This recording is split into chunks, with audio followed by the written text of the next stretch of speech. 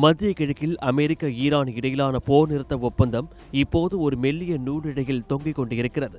இந்த சூழலில் ஹோர்முஸ் ஜலசந்தி விவகாரத்தில் ஈரான் செயல்படும் விதம் அமெரிக்க அதிபர் டொனால்ட் ட்ரம்பை கடும் ஆத்திரமடைய செய்திருக்கிறது. ஹோர்முஸ் ஜலசந்தி வழியாக செல்லும் எண்ணெய் டேங்கர்களுக்கு ஈரான் கட்டணம் வசூலிப்பதாக தகவல்கள் வெளியாகியுள்ளன. இதைத் தொடர்ந்து தனது சமூக வலைதள பக்கத்தில் ஆவேசமான பதிவுகளை வெளியிட்டுள்ள ட்ரம்ப், ஈரான் மிகவும் மோசமாகவும் கண்ணியமற்ற முறையிலும் செயல்படுவதாக கூறியுள்ளார். நாம் செய்து கொண்ட ஒப்பந்தத்தில் இது கிடையாது, இது ஏற்றுக்கொள்ள முடியாத செயல். கப்பல்களுக்கு கட்டணம் வசூலிப்பதாக வரும் செய்திகள் உண்மை என்றால் அதை ஈரான் உடனே நிறுத்த வேண்டும் என்று மிக காட்டமான எச்சரிக்கையை விடுத்திருக்கிறார். போர் நிறுத்த ஒப்பந்தத்தின் மிக முக்கியமான நிபந்தனையே ஹோர்முஸ் ஜலசந்தியை எவ்வித தடையுமின்றி திறந்து வைப்பதுதான்.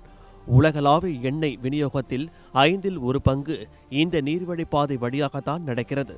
இந்த விவகாரத்தில் ஏற்படும் சிறு தடங்களும் உலக சந்தையை, குறிப்பாக இந்தியா போன்ற எரிசக்தி இறக்குமதியை சார்ந்திருக்கும் நாடுகளை நேரடியாக பாதிக்கப்படுகிறது.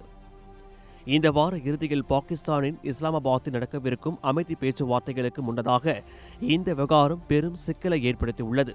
அமெரிக்காவின் உயர்மட்ட குழுவினர் துணை அதிபர் ஜே.டி. வான்ஸ் தலைமையிலான இஸ்லாமாபாத் செல்ல தயாராகி வரும் நிலையில் ட்ரம்பின் இந்த எச்சரிக்கை இருதரப்பு உறவில் புதிய விரிசலை உண்டாக்கியிருக்கிறது.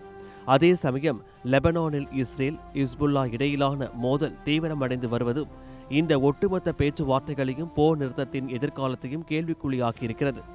பேச்சுவார்த்தைகள் ஒருபுறம் நடக்க, மறுபுறம் களத்தில் நிலவும் இந்த மோதல்கள் மத்திய கிழக்கு அமைதி பெறுமா அல்லது மீண்டும் போர் சூழலுக்கு தள்ளப்படுமா என்ற அச்சத்தை உலக நாடுகளிடையே விதைத்திருக்கிறது.